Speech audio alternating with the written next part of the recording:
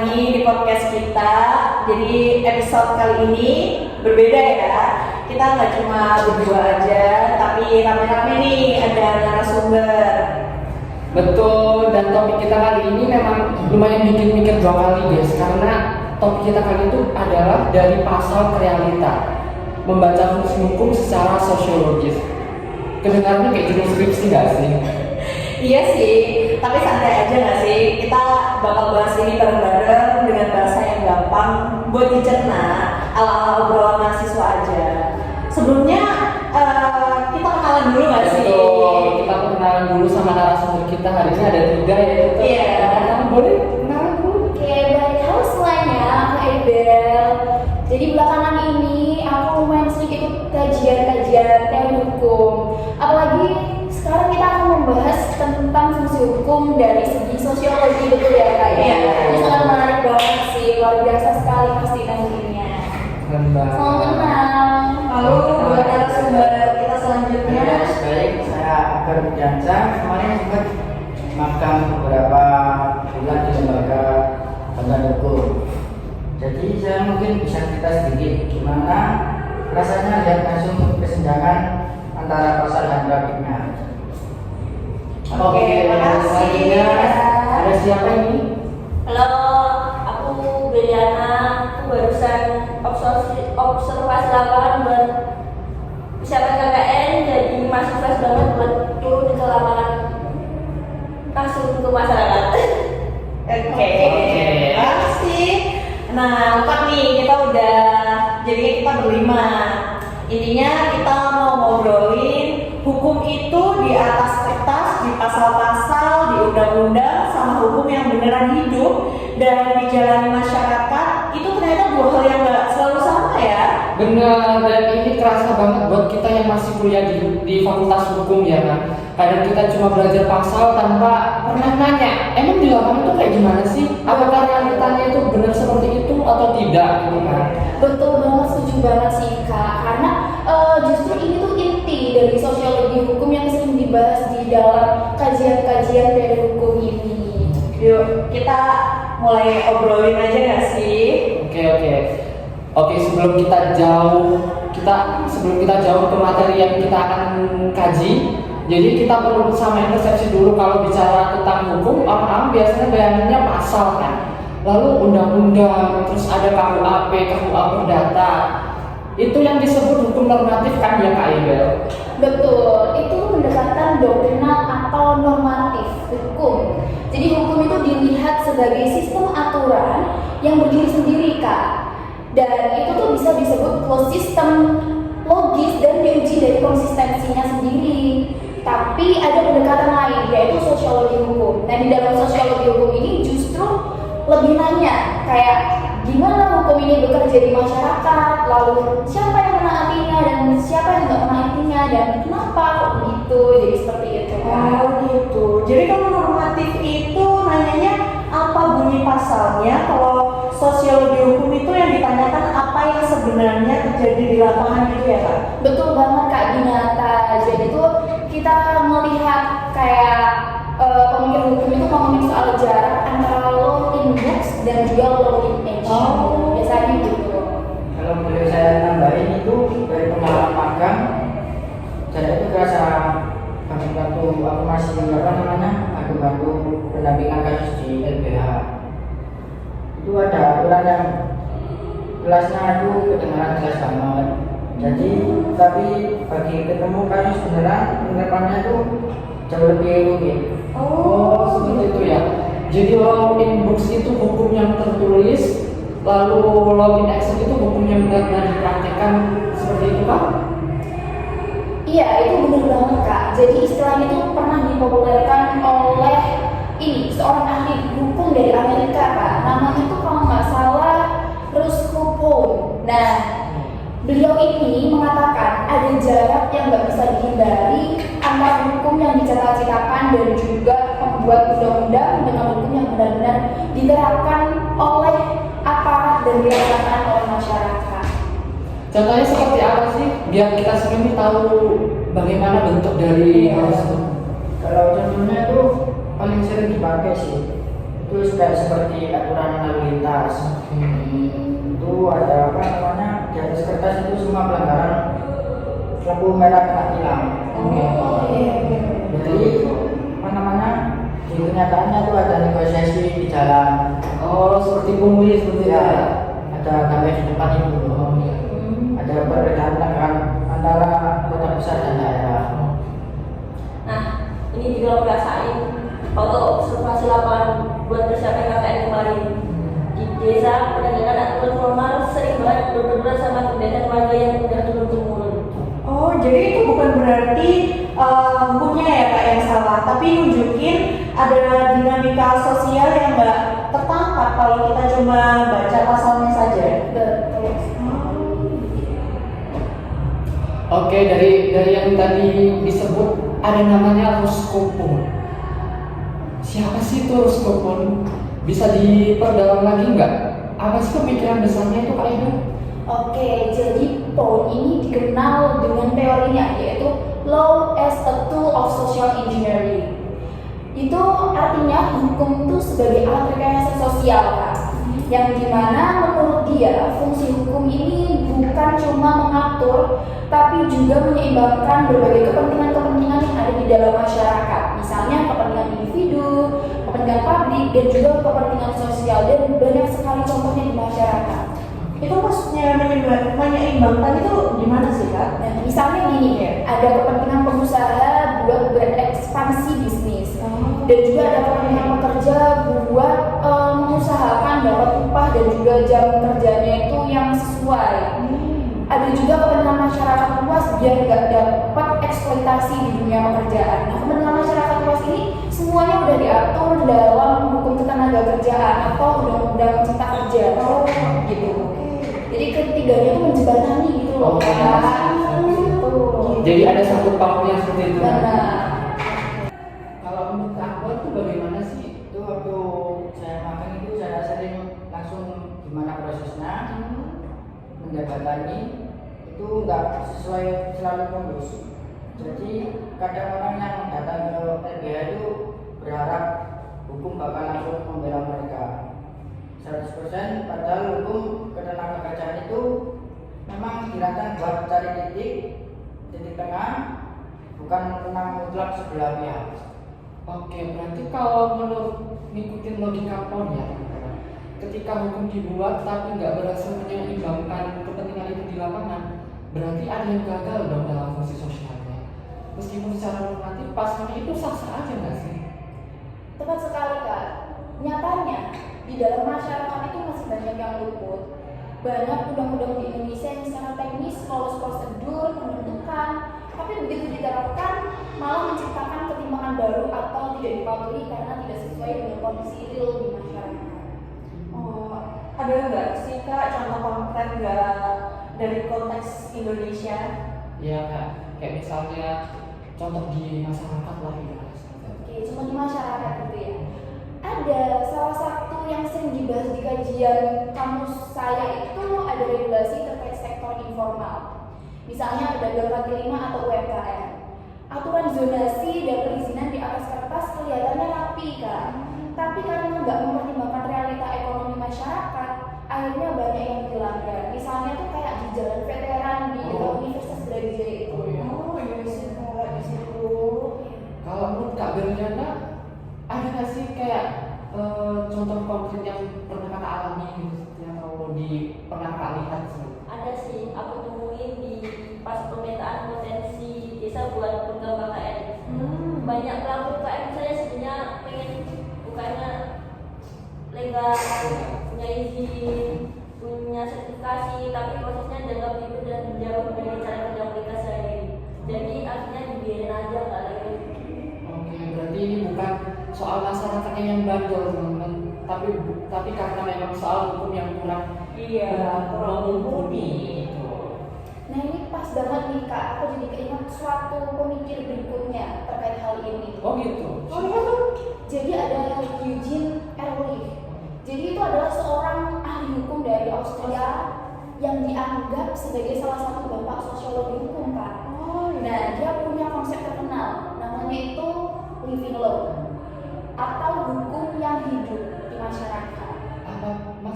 hukum negara yang tertulis dan dipaksakan oleh negara itu cuma sebagian kecil dari keseluruhan norma yang benar-benar mengatur kehidupan masyarakat. Ada norma-norma sosial, ada kebiasaan bisnis atau komunitas yang justru lebih dipatuhi sehari-hari dibanding undang-undang formal. Oke. Kalau menurut Kak Berliana gimana? Kalau di depan aku observasi sih ini kerasa banget ada aturan tidak tertulis soal gotong royong, soal cara simpanan, bahkan soal siapa yang berhak jadi mediator kalau ada sengketa antar warga. Semua itu juga jalan lebih efektif dibanding warga membawa masalah ke jalur formal. Jadi kayak lebih diselesaikan secara keluargaan lah ibaratnya. Oh, iya. Kalau dari sisi kasus-kasus di LBH itu juga ada nggak sih Pak kabar? Ada sih Kak, itu kayak misalnya kebiasaan transaksi di pasar. Jadi itu kesepakatan bisnis apa namanya informal antar pedagang itu yang nggak pernah ditulis dalam kontrak, tetapi dipegang teguh karena ada relasi kepercayaan. Bahkan di banyak desa itu apa namanya penyelesaian sengketa tanah atau warisan yang lebih sering diselesaikan itu lewat musyawarah adat daripada apa namanya dibawa ke pengadilan negeri. Jadi lebih percaya dan musyawarah ya daripada Betul. langsung ke pengadilan. Ya. Jadi menurut Evelyn itu kalau mau paham hukum yang sebenarnya berlaku di masyarakat, kita harus turun ke lapangan, bukan cuma baca kitab-kitab undang-undang doang ya. Betul banget Kak, karena ini penting banget, apalagi buat kita mahasiswa ya. Biasanya mahasiswa itu dilatih untuk berpikir preskriptif gitu ya. Tapi kalau ini beda Kak. Coba, penasaran nggak kalau RUI itu biasanya mikirnya tuh kayak gimana? Boleh. Dia tuh lebih deskriptif Kak mikirnya. Beda dengan kita mahasiswa tuh disuruh mikir secara preskriptif. Jadi bedanya gini, RUI itu mengajak kita berpikir deskriptif tuh seolah tuh apa yang benar-benar terjadi di masyarakat dan kenapa masyarakat memilih patuh atau enggak. Jadi lebih ke lapangannya gitu loh Kak. Oh, berarti lebih ke kenyataannya seperti apa gitu. Iya, flow. Benar-benar yang apa yang ada di masyarakat, di kehidupan masyarakat gitu. Oke, jadi kalau menurut Kak Berliana dan perspektif Kak Berliana Iya, karena kan Pak Bedrin yang observasi Iya, lapangan itu betul. bagaimana? Mungkin dari pengalaman langsung ke masyarakat kayak KKN atau riset lapangan jadi penting banget sih karena teori sekuat apapun kalau nggak pernah diuji lewat observasi langsung ya cuma jadi teori di atas kertas. Oh, gitu. Jadi ini juga yang bikin sosiologi hukum beda dari sekedar ilmu hukum normatif ya. Karena dia meminjam metode dari sosiologi, observasi, lalu wawancara di lapangan. Jadi bukan cuma menghasilkan dari teks ya. Bener banget Kak Dinata. Jadi sosiologi hukum itu empiris sifatnya, bukan logis deduktif. Jadi empiris kita melihat langsung di masyarakat, realitanya gitu. Oke, berarti kalau kita rangkum secara sosiologis, hukum itu punya fungsi apa aja sih di luar sekedar mengatur? Jadi setidaknya ada 3 fungsi besar. Yang pertama ada fungsi kontrol sosial. Apa sih fungsi kontrol sosial? Jadi hukum itu menjaga ketertiban dengan memberikan sanksi atau perilaku menyimpang. Lalu yang kedua ada fungsi rekayasa atau perubahan sosial.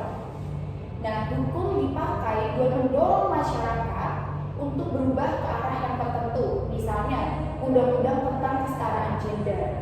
Lalu yang ketiga atau yang terakhir yaitu fungsi legitimasi, yang dimana hukum memberikan pemasaran terhadap struktur kekuasaan atau tatanan sosial yang ada.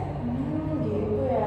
Jadi fungsi legitimasi ini menarik ya Kak. Bisa dijelasin lebih jauh nggak sih? Aku jujur ya, aku tertarik banget sih Iya. sama pembahasan kita kali ini. Kayak bisa nggak sih dijelasin lebih detail Iya. apa sih itu legitimasi? Oke, baik tentang legitimasi ya. Jadi hukum ini sering dipakai buat melegalkan sesuatu yang sebelumnya cuma praktik kekuasaan biasa. Misalnya ketika sebuah kebijakan ekonomi ini dibungkus dalam bentuk undang-undang, dia jadi kelihatan lebih sah lebih objektif pada dibaliknya ada kepentingan politik atau ekonomi tertentu. Kalau menurut Kak Akbar yang pernah menangani kasus-kasus waktu Iya, iya. waktu di magang itu, adakah regulasi yang menarik Dari apa namanya kasus-kasus yang pernah aku bantu tangani waktu itu yang di magang, aku sering lihat ini siapa namanya sengketa bisnis. Jadi itu ada regulasi yang seolah netral, tetapi kalau ditelusuri itu prosesnya itu memang dirancang buat menguntungkan pihak tertentu. Jadi yang punya akses itu ke apa namanya pembuatan kebijakan. Oke. Berarti hukum ini benar-benar nggak pernah netral 100% ya Kak Ina? Benar, hukum itu nggak pernah 100% netral Kak. Pasti di dalamnya itu ada sesuatu politik. Nah, yang dimana politik itu pasti sudah kelihatan bahwa politik itu pasti membawa kepentingan-kepentingan tertentu seperti itu.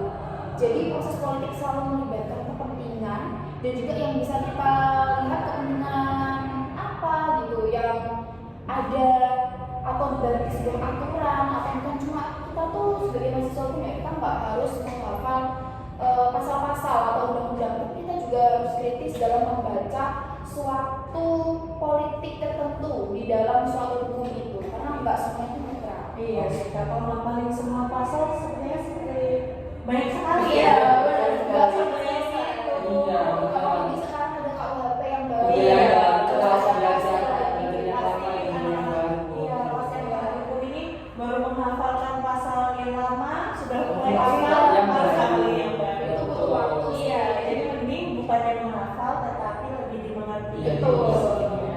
Betul banget. Kalau menurut Kak Berliana, apakah itu relevan di lapangan waktu observasi di KKN? Ini juga ada relevansi buat program-program legalitas yang memang kita rancang untuk KKN. Misalnya pendamping legalitas UMKM, kami harus paham dulu siapa yang paling diuntungkan dan siapa yang paling. Terus kita mengakses proses regulasi itu biar produknya tetap tersaksana. Oke, berarti ini relevan banget ya buat konteks kita sekarang. Misalnya ketika ada undang-undang yang buru-buru nih buat disahkan, terus kita tanya siapa sih yang paling diuntungkan dari aturan ini di lapangan gitu. Nah, itu dia esensi dari membaca hukum secara sosiologis. Jadi nggak berhenti di teks Kak, tapi lanjut ke pertanyaan efeknya masyarakat itu gimana sih? Lalu siapa yang untung, siapa yang dirugikan, dan apakah aturan ini tuh benar-benar dipatuhi atau cuma jadi macan kertas aja? Gitu. Oke, sebelum kita tutup ya teman-teman, kita punya beberapa pertanyaan menarik nih dari para pendengar yang masuk ke kolom komentar. Kita bahas satu-satu yuk. Boleh. Oke, ini ya, pertanyaan pertama itu dari pendengar yang bernama Dinda. Kak mau nanya, kalau hukum tertulis dan hukum yang hidup di masyarakat beda, tapi yang harus diikuti yang mana? Waduh. Ada yang bisa jawab Kak? Waduh, izin jawab ya. Ini pertanyaannya sangat bagus banget nih Kak. Jadi aku tertarik buat menjawab. Nah, secara formal, Kak Dinda tadi ya, secara formal tentu hukum negara ini yang punya daya paksa dan juga jadi acuan kalau ada sengketa itu biasanya dibawa ke pengadilan. Tapi kalau sosiologi hukum enggak Kak. Jadi sosiologi hukum tuh lebih nyuruh kita milih salah satu. Jadi dia nggak cuma ngajak kita sadar. Jadi dia cuma ngajak kita tuh sadar keduanya hidup berdampingan. Gitu. Kalau Kak Bari yang pernah berpengalaman di LBH ini gimana pertanyaan? Itu dari pengalaman saya di LBH itu ya, saya itu selalu lihat pendamping kasusnya nyaranin ke orang yang datang gitu. Jadi itu ikut hukum formal supaya aman secara legal itu, tetapi apa namanya harus paham juga normal sosialnya itu yang berlaku di lingkungan itu, supaya penyelesaiannya itu nggak malah bikin apa namanya konflik baru di masyarakat. Jadi kalau di sosiologi hukum ini bukan soal mana yang benar ya sebenarnya, tapi gimana keduanya itu bisa saling mengisi, saling melengkapi gitu ya. Betul banget Kak Dinata. Jadi idealnya pembuat kebijakan justru harus paham living law dulu sebelum bikin aturan. Supaya aturan itu tuh nggak asing di mata masyarakat yang bakal menjalankannya. Oke, udah terjawab ya Kak Dinda ya. Ini ada lagi nih pertanyaan kedua teman-teman. Sebenarnya banyak pertanyaan ya. Betul sekali, banyak sekali pertanyaan itu. Banyak sekali ya. Karena memang materinya sangat-sangat menarik ya. Ini ada juga dari Kak Rangga. Kak, apakah pendekatan sosiologis ini bikin hukum jadi relatif, relatif atau tergantung situasi masyarakat masing-masing sih? Ini tuh pertanyaan klasik Kak, karena ini yang sering jadi perdebatan besar dalam filsafat hukum. Jadi mirip-mirip dengan ketegangan antara aliran positivisme hukum dan hukum alam.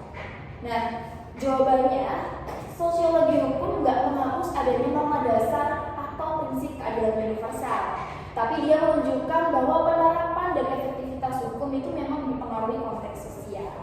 Gitu. Kalau menurut Kak Beriana gimana dalam pengalamannya di lapangan? Iya. Daripada pengalaman sih, aku lihat sendiri bagaimana satu jenis program penyuluhan hukum bisa diterima dengan sangat baik di satu dusun, tapi butuh pendekatan yang benar-benar berbeda di dusun sebelah. Padahal masa di desa ada bukan aturannya yang berubah, tapi cara efektifnya yang perlu disesuaikan. Oke. Jadi ini tuh kesimpulannya itu prinsipnya itu tetap ada ya, tapi cara kerjanya di lapangan yang perlu dibaca lagi secara kontekstual itu. Seperti itu. Iya. Betul sekali. Oke, kita udah terjawab kan Kak Rangga Kak. Ini lanjut nih, ada lagi nih pertanyaan ketiga nih. Ada dari Kak Melati. Katanya, kalau dari pengalaman magang di LBH ini untuk Akbar nih sepertinya, gimana sih rasanya menghadapi kesenjangan antara pasal dan realita ini langsung di lapangan? Gimana jawabnya, tanggapannya Kak Akbar? Aku sih pertanyaannya. Ini jujur saya, ini yang bikin aku sadar praktik hukum itu nggak pernah sederhana teori di kelas. Tapi kadang aku itu ikut bantu jelasin ke orang yang datang kenapa yang secara normatif itu jelas-jelas mereka punya. Ternyata butuh proses panjang untuk negosiasi sosial buat benar-benar terwujud. Di sini itu saya sadar sih ya. Jadi kalau praktisi hukum itu bukan soal level pasal sih, tapi juga membaca situasi dan orang. Menarik ya. Jadi kesenjangan itu bukan cuma dibahas di ruang kelas, tapi juga dialami langsung nih juga waktu Pak Akbar ini magang. Iya, benar sekali itu. Oke, untuk ini pertanyaan yang terakhir nih. Akhirnya kita menyampaikan pertanyaan terakhir dari Iya. ini dari Faiz. Sepertinya ini mahasiswa hukum juga seperti. Jadi menurut Kak Faiz, gimana cara praktis buat mulai belajar membaca hukum secara sosiologis selain membaca teori PON dan arti? Gimana Kak Ibrahim? Oke, jadi ini pertanyaan yang bagus banget. Ada beberapa langkah sederhana nih, Kak Faiz ya. Ya Kak Faiz, betul. Nah, yang pertama itu biasakan nanya siapa yang terdampak. Jadi setiap baca sebuah aturan bukan cuma apa isinya. Lalu yang kedua, coba ikut riset di lapangan kecil-kecilan gitu. Di living law-nya tuh kayak gimana sih? Apa yang terjadi realitanya di masyarakat itu seperti apa gitu. Jadi lebih tahu gitu realitanya kayak gimana gitu. Lalu yang terakhir, yang ketiga, itu banyak-banyak baca studi kasus atau penelitian empiris hukum. Kembali lagi empiris langsung terjun ke masyarakat. Nah itu bukan cuma buku teks normatif itu penting juga kita baca-baca buku gitu. Tapi empiris juga nggak kalah penting. Realitanya di masyarakat kadang kan memang berbeda. Iya. Realitanya mungkin juga seperti ini, padahal realitanya seperti ini. Iya. Dan yang terakhir biasakan diskusi lintas disiplin. Diskusi kayak gini-gini Iya. tuh misalnya kayak gitu. Jadi bukan Santai aja ya. ya, betul. jadi bukan sekedar diskusi antar mahasiswa hukum aja, tapi Iya. lebih ke masalah yang mungkin sosiologi, Iya, mungkin benar. psikologi, mungkin seperti apa. Karena hukum itu memang ini saling berkaitan Saling. antara satu sama lain. Semuanya itu pasti ada hukumnya. Betul, berarti lebih perbanyak riset juga. Betul. Ya kalau menurut Kak Beriana ada yang mau ditambahin mungkin dari pernyataan Kak Iga? Boleh, aku nambahin dari pengalaman pribadi. Cara paling gampang adalah masuk terjun. Misalnya lewat KKN, magang di lembaga bantuan hukum, atau sekedar ngobrol santai sama warga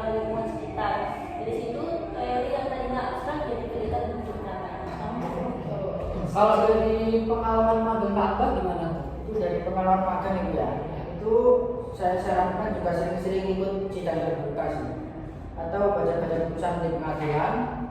Di situ itu kelihatan banget gimana hukum normatifnya itu ketemu langsung sama fakta-fakta yang di kompleks. Oke. Nah, tuh buat teman-teman yang lagi nyiapin buat KKN atau riset lapangan nih. Iya. Ini kesempatan bagus banget buat langsung praktik membaca hukum secara sosiologi. Betul banget itu, momennya pas banget itu. Betul. Jadi kalau ditarik benang merahnya nih, dari pasal ke realita itu bukan proses otomatis ya, otomatis maaf. Iya. Ada jarak yang harus terus-menerus kita amati dan pertanyakan. Betul banget Kak Aziz. Jadi itu sebagai mahasiswa hukum ya, kita punya tanggung jawab buat gak berhenti untuk level normatif aja, tapi kita juga perlu turun ngobrol sama masyarakat kayak ini tadi KKN itu, Iya. ikut LBH nanti kedatangan klien atau segala macam itu termasuk terjun ke lapangan juga. Jadi kita bisa lihat di mana hukum itu benar-benar bekerja atau malah nggak bekerja sama sekali. Nah, betul sekali itu. Biasanya memang kebanyakan seperti itu ya. Betul. Kalau dari pengalaman magang Kak Akbar gimana tuh? Itu aku setuju banget sih itu, karena itu hukum yang bagus di antara apa namanya di atas kertas itu, tetapi nggak pernah diuji sama realita di lapangan. Dan cuma jadi macam kertas saja itu. Oh, seperti yang dikatakan Kak Aibel tadi ya, macam kertas. Kertas. Ya betul. Kalau Kak Berliana apa sih yang bisa ditarik kesimpulan dari ini? Dan buat aku yang baru mulai terjun ke masyarakat lewat persiapan KKN, obrolan ini jadi mengingat kalau ilmu-ilmu yang kita pelajari di kampus itu baru bermakna kalau benar-benar dipraktikkan dan diuji langsung sama kenyataan. Persis ya, dan ini pesan penting nih dari sosiologi hukum. Hukum yang baik bukan yang paling rapi susunan katanya, tapi yang paling nyambung dengan kebutuhan dan realita hidup masyarakat yang diatur ya. Betul. Maka dari itu menarik banget obrolan kita hari ini teman-teman. Buat teman-teman yang lagi belajar filsafat hukum atau sosiologi hukum, semoga ini bisa menjadi pintu masuk buat mikir kritis, nggak cuma menghafal pasal doang. Betul nih, coba deh mulai sekarang itu setiap kali baca undang-undang terus itu tanya juga nih, ini beneran hidup nggak sih di masyarakat atau cuma hidup di lembaga negara seperti yang Kak Aibel dan Kak Akbar tadi macam kertas ya. Oke, itu tadi obrolan kita di segmen kali ini, di podcast kali ini, dari pasal ke realita membaca fungsi hukum secara sosiologis. Oke, terima kasih buat Kak Aibel, Kak Akbar, Kak Akbel yang udah berbagi perspektif hari ini ya. Terima kasih juga udah diundang di podcast yang sangat luar biasa ini. Makasih. Moderator yang luar biasa dan Iya. Jadi tersanjung saja. Jadi terima kasih juga ya apa namanya, semoga cerita dari pengalaman kamu ini bermanfaat buat yang lagi belajar atau persiapan terjun ke lapangan. Betul. Terima kasih juga buat bos hari ini. Iya, sama-sama. Semoga dari KKN persiapan ini bisa jadi gambaran nyata buat teman-teman. Amin. Terima kasih juga buat teman-teman semua yang udah dengerin kita sampai akhir. Dari awal hingga akhir, jangan lupa share ke teman-teman kalian yang lagi belajar hukum teman-teman, biar kita sama-sama berpikir kritis. Iya, sampai